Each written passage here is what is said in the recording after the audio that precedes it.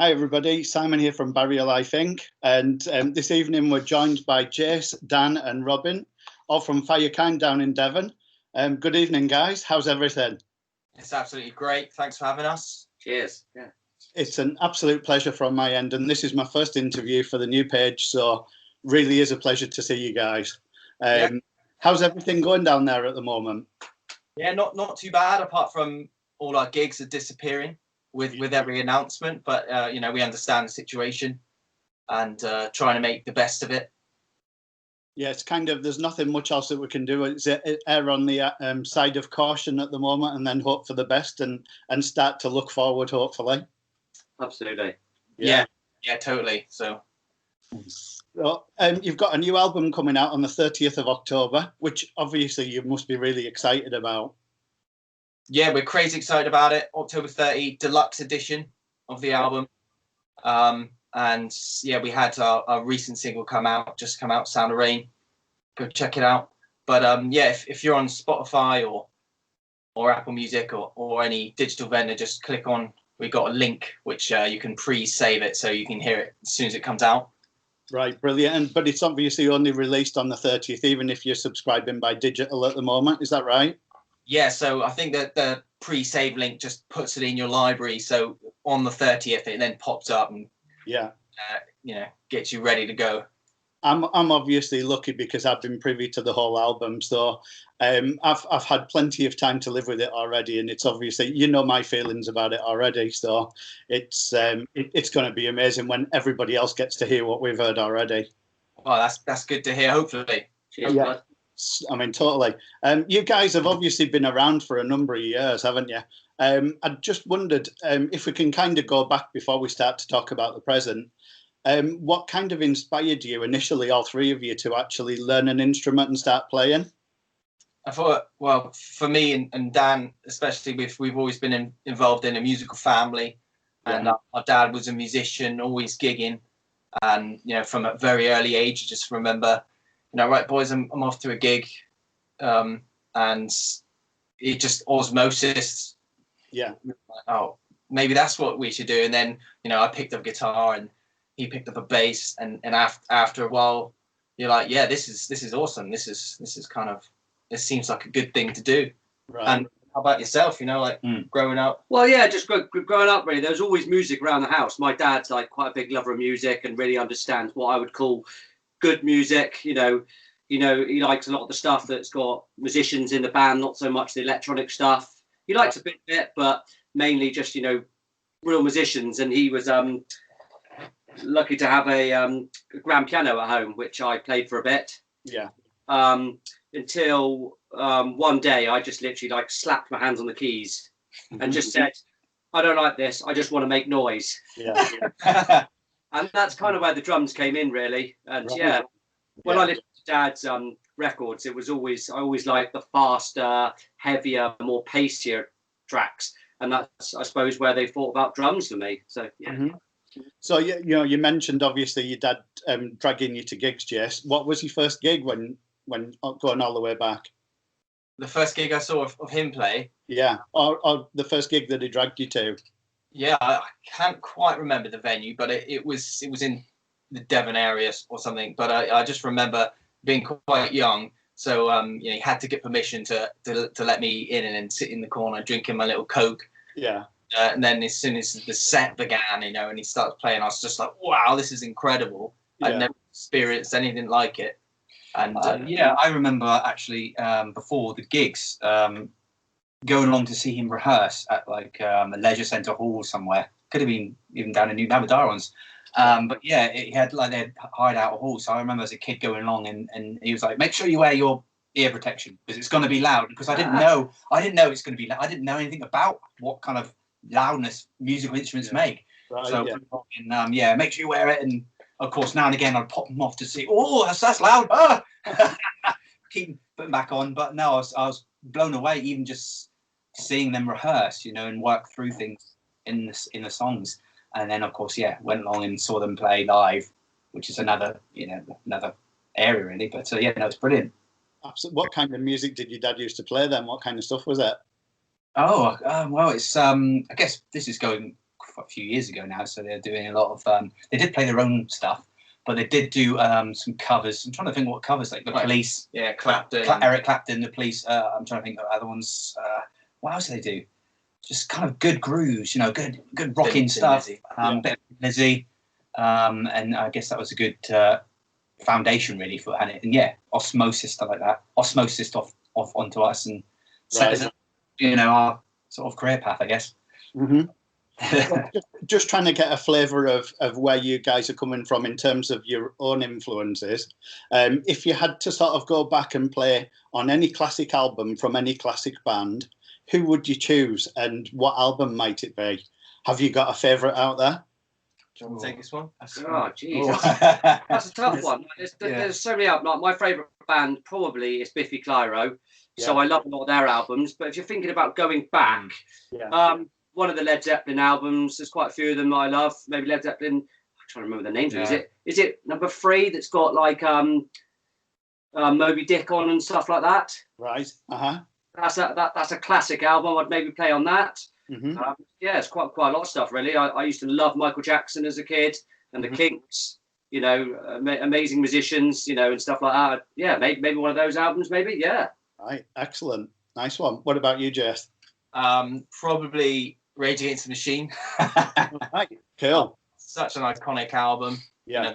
The first one, the self-titled one. Yeah. And those riffs just do not age. You can still play them now, and they're still heavy as hell. Yeah.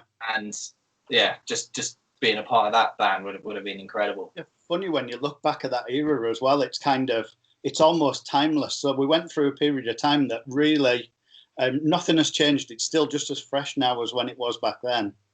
Yeah, it is, isn't it? Absolutely. Yeah. Did you ever get to see Rage Against the Machine? No. I have. Yeah, nice one. I saw them at Reading a number of years ago. Brilliant. Saw my downloaded it. It was messy, but it was good fun. Imagine. That's kind of fun. Actually fun. What about you, Dan? I don't know, I'm going to be a bit of a wild card and name 2 here, just for fun and giggles. I know Muse, Origin of Symmetry. Oh, imagine playing on that. I remember hearing that in at college in photography class. They had like a CD player on, and the tutor said, "Let's listen to some music, not too loud when you do your work." And some goth kid come in and put it on, and I was like, "What is this?" It's so radical, kind of back then. It was, and obviously what they're doing now, obviously not gigging now, but stadium tours, pretty amazing. And my other album probably be, because I was brought up with it, was Wishbone Ash. So I probably would love to have recorded, I guess, Argus, one of their iconic albums with the Warrior on the front. Only main reason really because I learned a lot of the bass lines when I started out on the bass from that album. So I'd love to have that same inspiration to other people that I've played Warrior and Blowing Free, and then that to inspire someone like me in a kind of weird, alternate reality. But yeah, superb. What about yourself? Myself, God. Obviously I'm a 60s child, so kind of, when you're talking about Zeppelin, you're talking about Deep Purple, you're talking about DC. A lot of those classic rock influences were kind of where I came from. So probably if I had to choose something from back in the 70s, I'd probably go for something like Black Rose by Thin Lizzy. If I wanted to go for some real classic rock, because it was a little bit later that I got into the likes of DC. But then I'd look at other influences like progressive rock and that, and I'd probably go, like, I discovered Rush in 78. So I heard Xanadu that first time, and it totally blew my mind in terms of what 3 musicians could actually accomplish. And it kind of flipped everything just on its head at that point in time. And I think probably a lot of us have got like the Friday Rock Show to thank for those kind of discoveries. You guys probably came along a little bit later, so Tommy Vance was probably not a thing, but I've still got recordings upstairs that kind of introduced me to lots of different artists at that point in time. So yeah, that'd be my answer if you like. But you guys, you sort of describe yourself as modern rock. So you mentioned obviously like Muse. Who else would you kind of look at in terms of who you would emulate when you play? I would say personally a bit of Incubus is in there, a little bit. Yeah. A little bit of Finger Grips and a tiny bit of Biffy Clyro. What do you think? Foo Fighters. Foo Fighters, yes, big one for me. I've always loved Sting and the Police, so maybe a tiny bit of that. Right. Yeah. Obviously, try and squeeze in as much rage riffs as possible, but Yeah. I think, like, when you talk about the Police, I play guitar a bit myself, and I remember learning a few Police riffs years ago, and for like smaller hands at that point in time, it was a real challenge to play. Some stuff that they do. Yeah. Yeah, the chord stretches are ridiculous on some of it, aren't they? Yeah. Like two hands on it, and then tapping was a long way in the future when I was learning that stuff. Yeah. So you've toured with some notable bands as well over the years, haven't you? So, you know, with the likes of Reef, with Feeder, with Ocean Colour Scene, etc. Who's been the most fun to go out on the road with? Because you've obviously done a lot of gigging with these guys.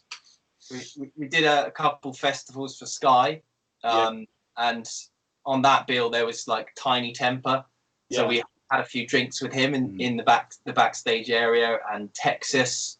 I remember we were having tequila sunrises with Charlene, and Eliza Doolittle was there as well. Yeah, funny stories about her. Yeah, I mean, we move on from that, but yes, but yeah, I mean, Michael Schenker. I don't know if you remember him. Oh yeah, it's another one of my heroes from MSG. Yeah. Yeah, so we supported him, and we had this green room, and you know, being a support band, you don't often get a big rider or anything. I think we maybe had like 2 cans of Coke or something. Right.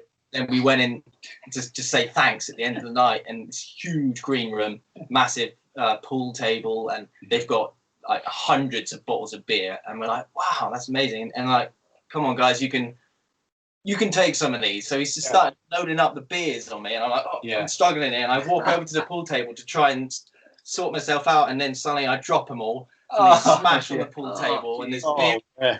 I just see the eyes in them going like, this is going to cost our management, and I'm just like, thanks very much, I'm going to go. So that was a bit of an awkward situation for Michael Schenker. Yeah.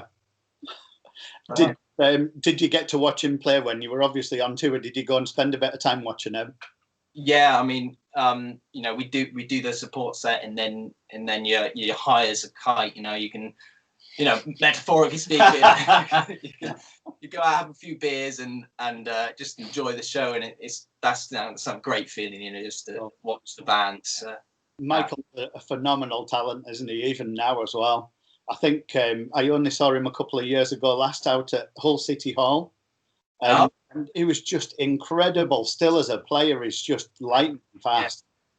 Yeah. Incredible. Yeah, absolutely. So yourself, Jace, you've won competitions going way back as well. Did that do a lot to boost the reputation of the band as you obviously progressed through the years? I think so. But I think most of all, it pushes you. Yeah. To get better and sort of become the best version of a player that you can become, and I think that's kind of has more of an effect than maybe just like listing guitarist of the year kind of thing. Because there was a bunch of competitions which I did before I ever won one, where, you know, I'd get in the final and then lose, and, you know, be bummed out for a bit, and then you're like, right, let's just go back to the drawing board and practice a bit harder, and then eventually you get to a position where you might win one or two. And I think that just pushes the whole thing along, you know, if you just forces you to practice more, really. And I think that's probably what's helped. And I guess as well, it's like playing amongst such great talented people obviously brings you on further as well, doesn't it? Oh, absolutely. And the talent in you know, these sort of competitions is pretty astounding. And, you know, that I've done a few more and I haven't won, and I've just been like totally fine with that, because the one is just mind blowing. Totally. I mean, now we're in an age of like YouTube and everything where you can look up anything instantly. Back in the day when somebody came along like that started playing like all of this fancy two-handed stuff and that, it's like it was just mind blowing, wasn't it, when you look at it? I remember seeing Andy McKee doing drifting. Lovely. And like that just it kind of makes you want to burn your instruments, doesn't it? It's just incredible to see. But anyhow, coming back up to date, What Have Found Is Already Lost comes out on the 30th of October. You went out to Hollywood to record it, I believe, with Alan Johannes. Yeah, how did that actually come about? So we got through a local studio back down here in Devon. We got to be in connection with this guy who became a bit of a mentor of ours, John Wardlow. He sort of helped us along and guided us a bit, and he used to manage Seal back in the day, and he had very good connections with the whole sort of LA scene. And after sort of 6 months of hanging around with us, he's like, I think you could create something really good with Alan. So we put us in touch, and then the sort of rest is history, really. We had a good rapport with Alan. Kept sending him demos and stuff, and he'd be like, this is great, and just maybe tweak this or something. And with Alan, he's not the kind of guy apparently who accepts anyone. Obviously he's got a busy boring life, and John said, don't get your hopes up, because he might not like it, he might not accept it. And we're like, because it's like, once you're in there, you're in there. But we were blown away when Alan said, John said he loves the stuff. And so we obviously we sent him all the pre-production recordings that we had for our plan for what songs were recording the album, and we'd worked fictitiously on the songs, with so much rehearsals, getting it almost studio ready, and then he loved the stuff. So there you go. Sorry, I butted in there. Great guy, both of them, John and Alan. Yeah, I'm sure, and it must have been inspiring to record within that building as well, like kind of knowing the history that was around the building. Yeah, I mean it's right in the center of West Hollywood, and you've got like Sylvester Stallone lives up the road, and then another rock star just down there, and then suddenly you're just doing a bit of tracking, and then some famous rock star walks in and is like, hey Alan, how's it going? Just come to grab my snare drum or something, and you're like, whoa. It's nice to know that you guys still come from that kind of background as well, where you can, like, I'm still very much a fanboy when it comes to talking to any musicians. Same here. It's kind of, it's still exciting in that respect. It's not, you never take anything for granted kind of thing. So I think it's kind of nice to hear that from you guys when you're mixing in that kind of circle as well. I think you always got to be a bit humble. Yeah. Obviously these rock stars they're rock stars for a reason.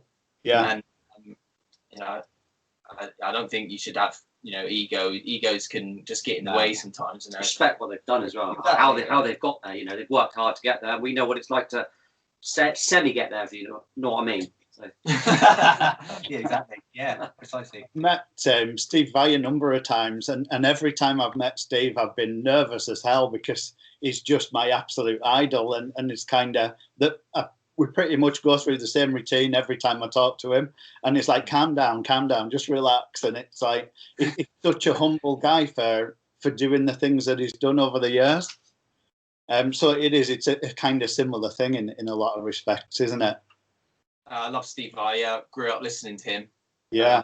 CD player, pause, learn, pause, play, learn, pause, play. Oh. The pause button, because I pressed it so many times to try and get lit. I was the victim of that. I could hear him do it hours and hours every single night. My bedroom was just a I know, literally 1 or 2 seconds as this lick in a song say, which is some weird tapping bit. Jason had to get it right. There you go. And so we'd literally be ruining the CD player. And of course, if you didn't have, I don't know, your MP3 or digital, you can digitally skip back. But back then it's and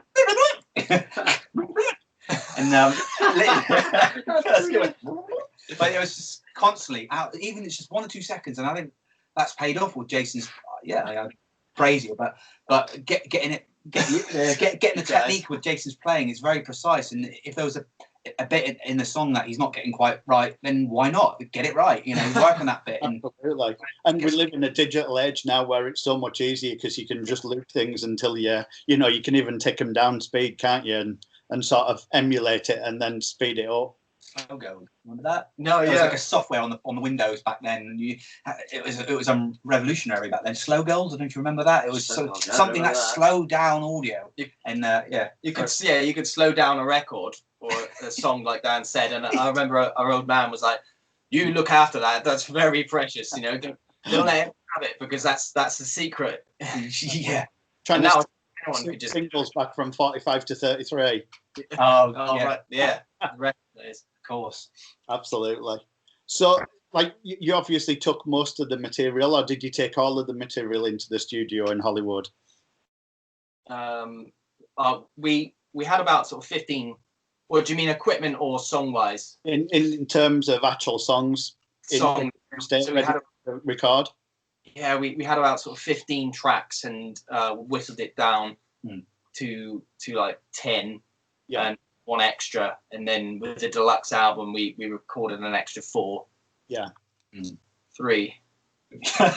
Three and then 1 and the extra one we did in LA. Yeah. But we did a lot of pre-production. So we wanted to make our studio time as efficient as possible. So we rehearsed and tweaked the songs back here in the UK, you know, with John, the guy I mentioned earlier, and then, you know, once we got to the studio, it was a bit more streamlined. Okay. Yeah, even tempos, we'd sort of have an idea where it would be sitting. You know, that's something that you can, you know, pre-production work on a song one night and think, yeah, that's it.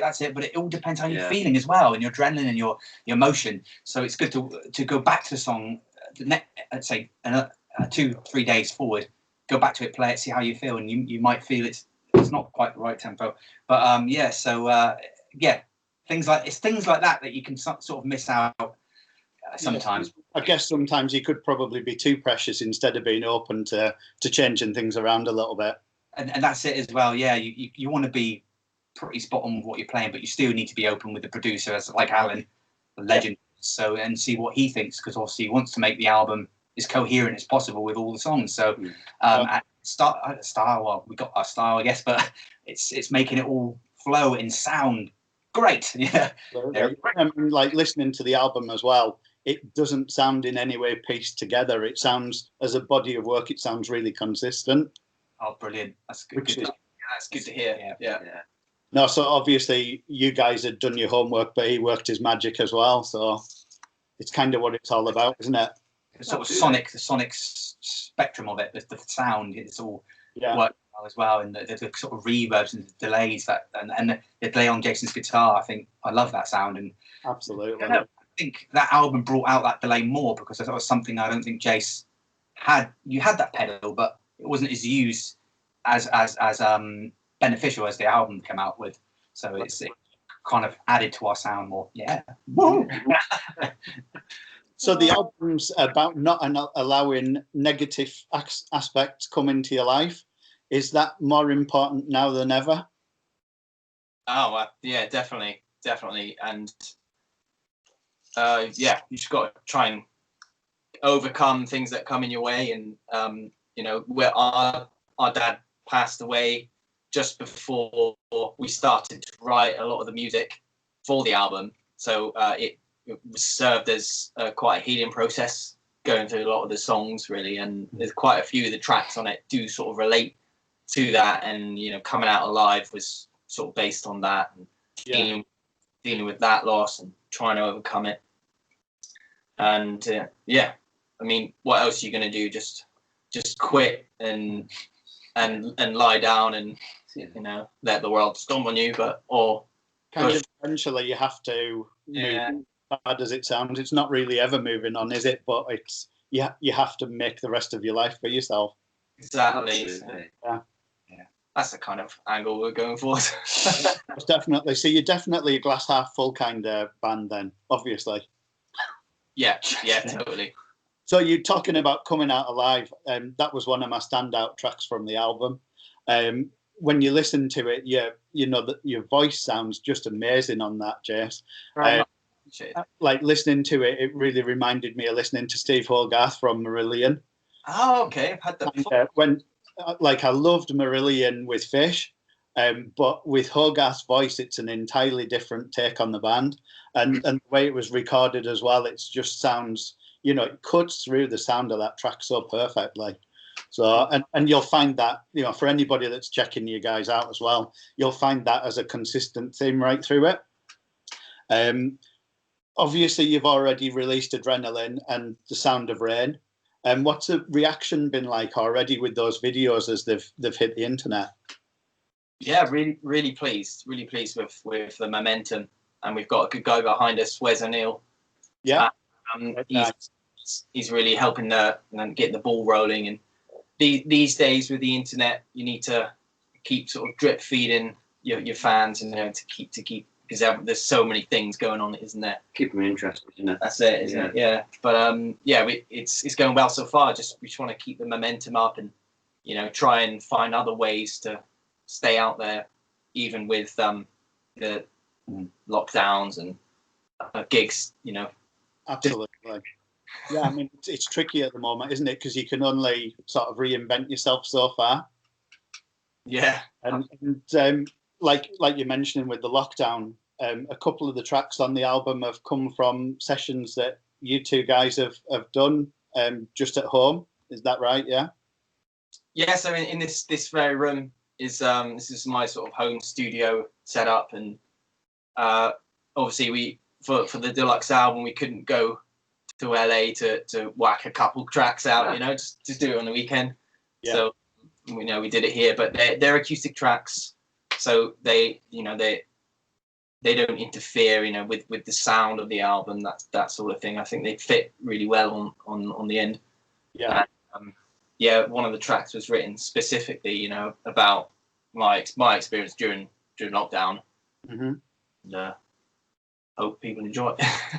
Yeah, I'm sure they will do. Another one of my favourite tracks was "Have I Been Living."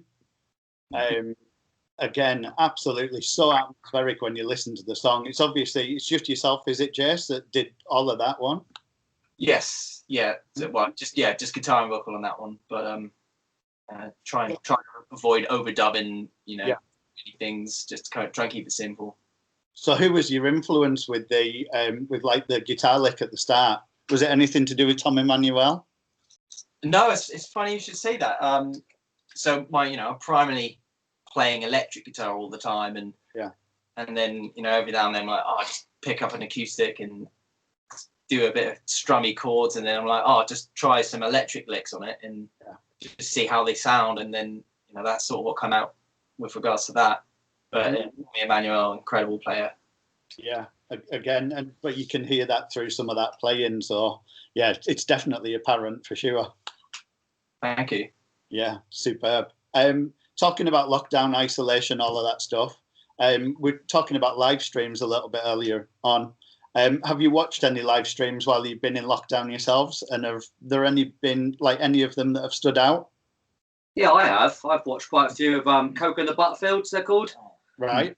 I'm not going to lie. They, I think they've come to a point now where personally where they need to stop, maybe, because they've done so much. It was every Friday, every Sunday, Friday, every Sunday. And personally, I just found it got a bit too much. But at the start, when I was watching it, it was brilliant. It was so good to be able to see them because they just literally are one of my favourite bands. Yeah. And they had Friday nights when you can request songs and they'll try and play them for you and get to tab up on their iPad, and it was really good. And if they mess up, you wouldn't mind because they're just trying to play it off the iPad, and that way, they were really good. Good band to check out, Coco and the Butterfields. Yeah, really good. Yeah, I to be honest, when I was home in lockdown by myself, having them do a live stream almost every night was a good thing for me. And I was like, I can, if I'm a bit lonely, I just go and check out Coco. Yeah, totally. I think it was nice to have as a fan or whatever. It was nice to have a little bit of a focus because the days and the weeks started to just blend into one eventually when we were all at home. Yeah, exactly. Yeah, I mean, I watched quite a few, but the ones that stood out for me the most were the Devon Townsend. I don't know if you've ever checked out any of his isolation stuff. Strapping young lad, isn't he? Yeah, that's right. Yeah. Strapping Young Lad's the name of his band that he was in. Oh, okay. Before you just commenting on his stature. No, Strapping Lad he is. Strapping Young Lad, yeah. was absolutely amazing. So really good. And Keith Urban. Yeah. Yeah, that's brilliant. But are we going to be able to do many more live streams? With the new restrictions, Facebook and putting out, who knows? Yeah, absolutely. Are you planning on doing anything like that around the time of the album launch? Funny you should say that. That's not prompted, by the way. We've got one called Webfest, and I'm just going to grab the details right here in front of me, pre-prepared. Saturday, 21st of November. It's called Webfest, and we'll obviously put down links and stuff. But there's a great roster of bands. Is the poster? Oh yeah, superb. Yeah, yeah. So don't know if you can see that, but the great lineup of bands, and this will be our first sort of stream performance as a full band, and playing some tracks from the album. So definitely stay tuned on that one. Will you be doing that from down in Devon then, and then just streaming it across? Yeah. So we'll be getting a setup down here, sort of nearby, and getting it all ready. Brilliant. Streaming. So, once let's think about Blue Sky thinking. Once this is finally all over, what can we expect from the band? Are we expecting like a UK tour first before anywhere else, or what are your plans? Yeah, I mean, we'd love to tour like now, to be honest, but it's so difficult, isn't it, to get things in motion. As soon as we can tour this, we're gonna get out and do it. So I think question for Boris, really. I don't think he knows how to answer that, does he? It's I wouldn't want to be prime minister. It's the hardest one of the hardest jobs, I think. So it's a poison chalice, isn't it? Yeah, crazy. Captive politics. Yeah, I think if we get onto a tour circuit, a support circuit with an artist would be great. A way to get, because then obviously if you're headlining, it's so much. It is a lot more pressure. But I think when you're supporting, you can get a feel for it and get back into it, and then know what songs work live, because that's the trick. How you should order the set. Possibly there are more opportunities, or there will be eventually, because kind of more of the bigger profiled bands that are out there at the moment, they seem to be together, so that it's a bit of a more value for money thing for the fans. Yeah. So that's going to be a good thing for any band coming along at the moment, that there's certainly going to be exposure out there when the time comes, isn't there? It's going to be a big atom bomb explosion. It's going to be huge, I think. When live music comes back, it is going to be, isn't it? I reckon it's going to be crazy. Lots of people are going to turn up to gigs, and it's going to be actually kind of good in a sad way. You know what I mean? For first lot. Yeah, I think it will be. I think it's going to be pretty emotional, to be honest with you. Yeah. Yeah, because I mean, we're kind of all used to it being part of our lives. It's been, I would say, it's probably the most difficult thing not to live with, basically, isn't it? So let's just hope it's not too long. Yeah. But anyways, before we go, I would just like to ask you guys and put it across to you. Would you like to have a word with your fans? Would you like to tell anybody who's never discovered the band before what they're missing out on? And bring them together so that they've got time to actually check out. Over to you. Okay, I just want to do a big thank you to our fans. We've got some really good fans. John Hill, Sue Hill, big fans of ours. Johnny and Paul, they know who they are. Abigail Sims, she comes to so much and has done so much for us on our new fan page on Facebook. She's really good for the band. My family, they've been good support since I've been in the band. His family, they're just great. They always turn up to gigs and really support us. We've got a good fan base. So thanks, everyone. Cheers. Nice one. And you two gentlemen? What would we say? That's it, isn't it? What would we say to someone who doesn't know about us? Yeah. That's a good question. It's funny because it's people in the past. Oh, I've heard you're in a band. I should come along and see you. Yeah, and everyone says that you're a good band or whatever. But I think just come along to a gig. Obviously, when we're back gigging, come along and see us live, and there you'll understand. I think I can explain things, but I think once you've seen us live, you can really understand what we do, and feel the passion. But So no, And if you don't like it, we'll buy you a beer. yeah, we'll buy you a beer, but the opposite. But, That's really confident. Yeah. And if you like a front man that interacts with the crowd and with you guys, then yeah, he does. He's really good with that. Gets on top of the bar and stuff, and lets the kids have a little go on the guitar halfway through a song, and it's really good. He's great. He's great. Yeah. Excellent. Well, gentlemen, thank you very much for your time this evening. I know it's not been straightforward getting you guys together, but it's really appreciated. When we do eventually get back to some kind of gigging normality, I'll look forward to catching up with you guys on the road, and we'll get a chance to actually have a face-to-face conversation.